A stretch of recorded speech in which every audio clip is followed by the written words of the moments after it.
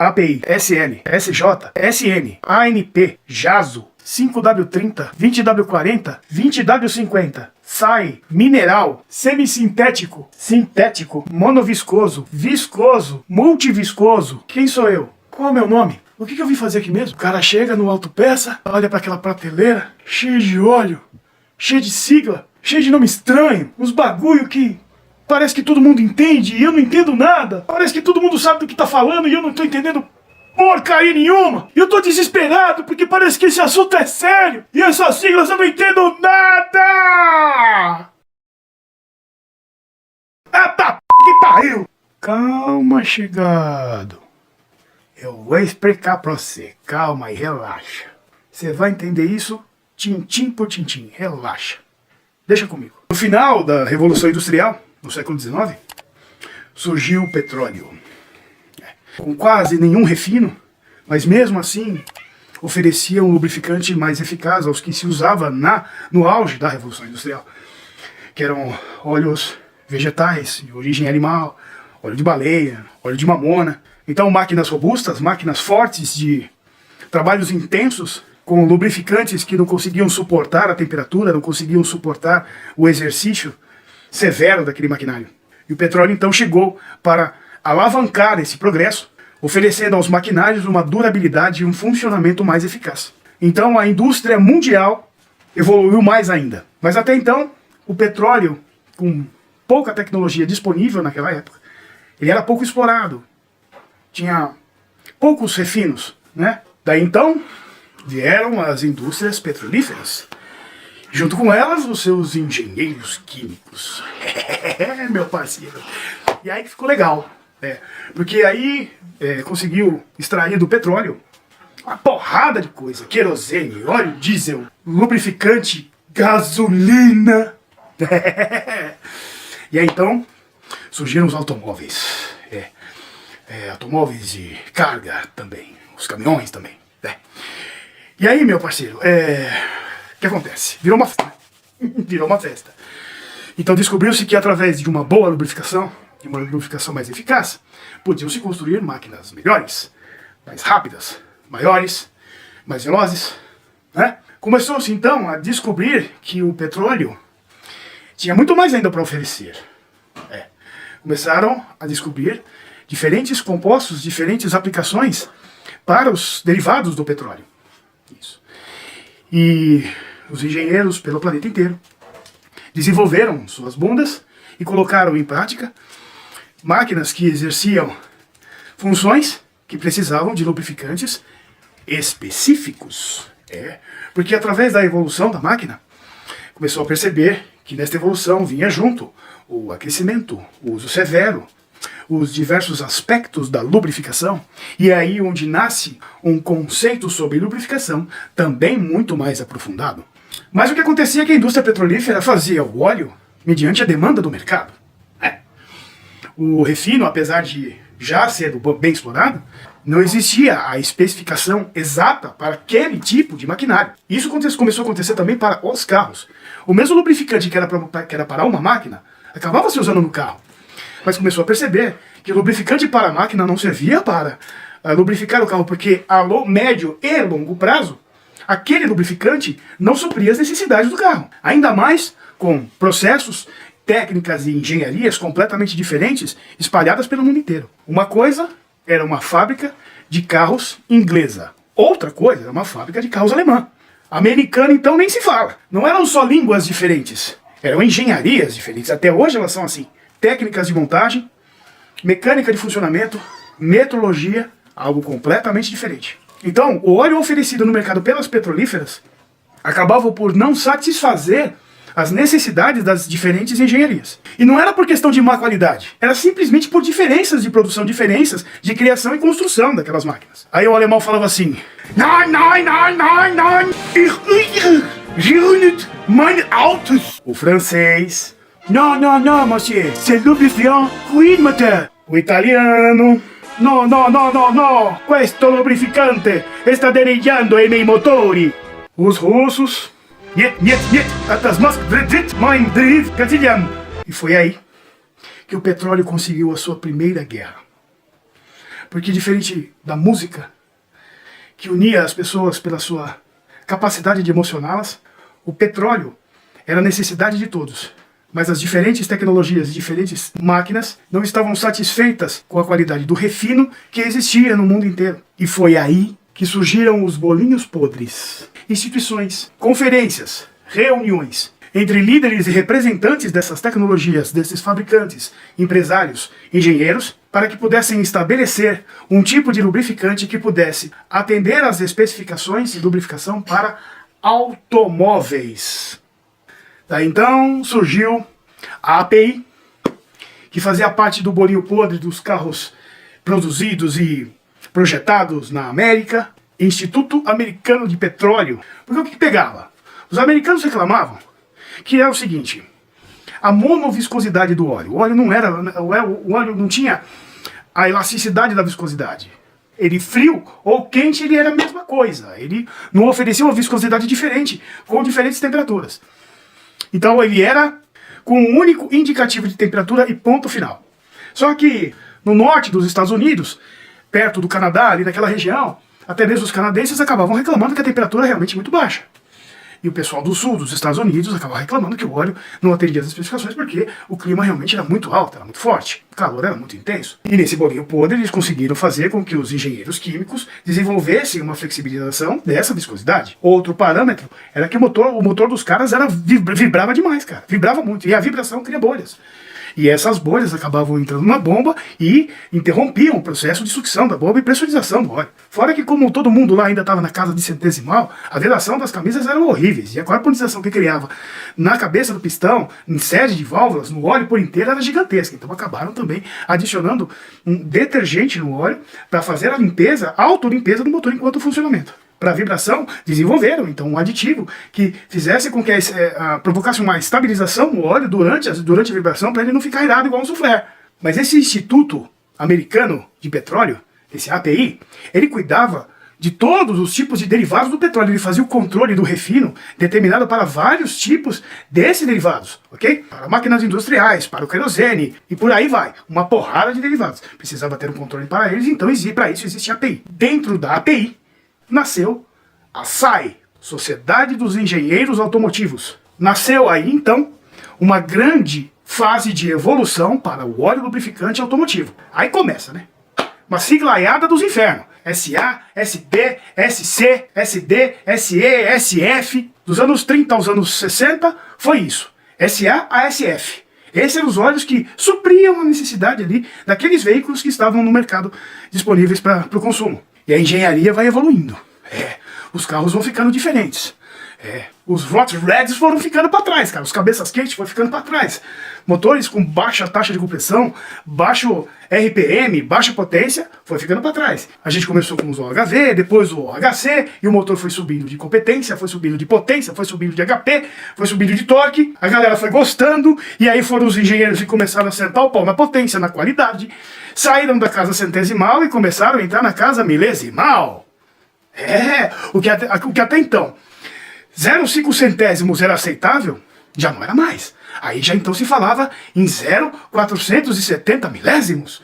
Isso, essa era a faixa de tolerância. E o óleo teve que vir junto. O óleo teve que caminhar junto com essa evolução. Aí começou a chegar o SF, SG, SH e o SJ, que até então ainda tem no mercado. Já nos anos 2000, 2010, 2020 já surgiram os SL, SM e agora o SN. E essas evoluções, essas mudanças de sigla, foram baseadas em reuniões que eles foram tendo. Olha, o meu motor, aqui nessa região, ele aquece demais. Será que não dá para jogar um negocinho ali para dar uma melhoradinha? O outro, é que agora a gasolina contém um pouco mais de álcool. Então, em certas determinadas situações, o lubrificante, ele se dilui. Será que não dá para pôr um aditivinho aí, para nesse ponto ele não dissolver? E em cada categoria de S que entrava, era um aditivo para solucionar problemas que vinham junto com a evolução do carro. Em alguns momentos desta história maravilhosa do lubrificante, e todas essas categorias e melhoramentos, e toda essa demanda de lubrificante, chegou a um certo ponto em que faltou lubrificante. Não haviam tantas agências petrolíferas, tantas empresas, tantas refinarias, tantas plataformas como existem hoje. E a humanidade passou por uma era negra também, da guerra, Primeira, Segunda Guerra, conflitos no Oriente Médio, Guerra Fria. E a engenharia química conseguiu desenvolver um óleo sintético, uma base diferente de lubrificante. Era uma sintetização de polímeros. Né? Mas ninguém botava muita fé não, cara. Os caras queriam mesmo era o óleo do petróleo mesmo, óleo mineral de base orgânica. Mas o que acontece é que as moléculas de um óleo mineral, elas contêm muita impureza, elas são muito desorganizadas, porque elas não foram feitas para aquilo. Certo? O dinossauro não morreu para virar combustível. É isso, certo? O dinossauro não morreu para formar uma cadeia de moléculas perfeitamente estruturadas para oferecer lubrificantes para automóveis de alta performance e tal, e com imensas exigências e de engenharia. E nessa, o óleo sintético com base de síntese nos polímeros se deu melhor, porque as moléculas elas são mais organizadinhas, mais bonitinhas, mais bem feitinhas. Então, junto a elas, os aditivos que foram desenvolvidos juntos com os compostos se deu melhor. Tanto é que é o que está despontando hoje no mercado como uma qualidade melhor de lubrificação. Ah, mas então eu vou pegar um sinteticão e vou jogar no meu carrão antigão. Vou jogar no meu Fuscão, vou jogar no meu Opalão, um sinteticão da hora, porque eu quero ver meu Opalão bonitão. Vou catar um sintético, vou meter na minha Galo, vou jogar na minha CB. Calma, vai devagar, calma aí.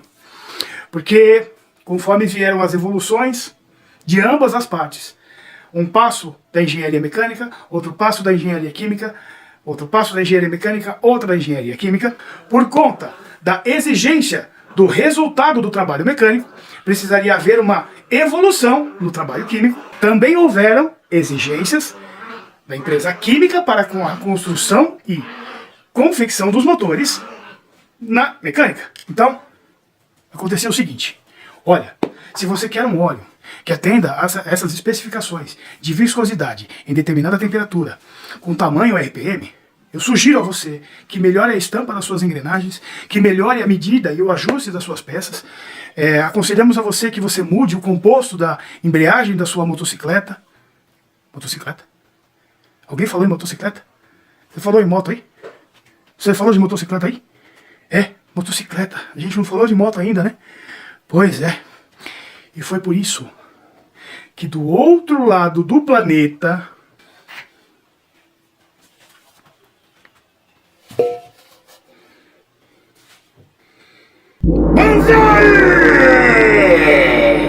os grandes samurais da engenharia, a japonesada toda ficou muito brabo com isso, cara. Porque os americanos tinham o API, que nasceu a CEA, aí veio os europeus também, com a mesma história do API, então de a CEA, ACEA, era uma associação ali dos engenheiros da Europa ali e tal, fizeram a mesma coisa que aconteceu com o API e a CEA, com outras nomenclaturas, outras siglas, mas no final das contas era quase a mesma coisa, mas específico para os carros europeus, e climas europeus, e combustíveis europeus, e padrão europeu, entendeu? Padrão europeu.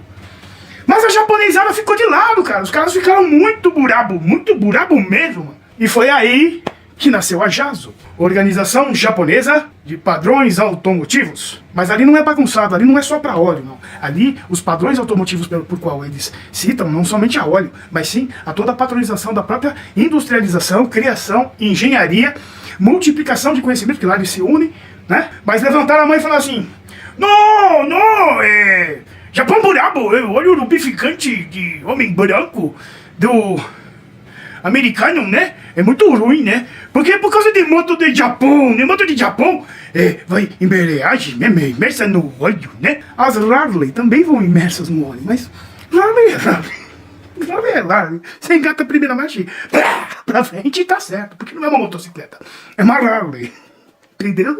Mas Japão não quer esse. Japão quer engate preciso de marcha, engrenagem de câmbio, né? Mas o pior que acontecia era que é o seguinte: essas especificações, essas normativas e evoluções do óleo simplesmente ignoravam um fator. Uma coisa é atrito, a redução do atrito pelo filme do óleo. ou seja, a separação de dois corpos por um filme estrutural de lubrificante pressurizado. Essa é a engenharia do carro. Outra coisa, que no dicionário você vai ver que até que aparecem juntos, mas são diferentes, é a frição. Atrito, tecnicamente é uma coisa, frição é outra. E a embreagem, ela não quer lubrificação. A embreagem precisa do índice de arraste do óleo para que promova o efeito embreagem, para que além de que em pleno funcionamento de marcha engatada, quando houver o acionamento da embreagem, haja uma ruptura parcial do motor com o câmbio, porque o câmbio ainda precisa continuar girando com uma velocidade residual da embreagem para engatar as marchas e não bater dente com os dentes, ela não pode patinar, mediante a grandes torques, grandes arrancadas ou pesos excessivos da motocicleta. Motocicletas fortes que também passaram pela evolução, ganharam torque, cavalagem, alto RPM, porque elas já estavam na fase do DOHC. 2 comandos lá em cima, várias válvulas, um controle melhor de injeção, motor rápido, subia. Bichos, japonesada, botaram pra quebrar na engenharia. E com o antigo óleo, com o óleo sem a participação da Jaso, a embreagem ia embora rapidinho, acabava com a embreagem. E eu acho que essa é a resposta do nosso amigo Figueiredo. Não! Óleo de carro é para carro. Óleo de moto é para moto.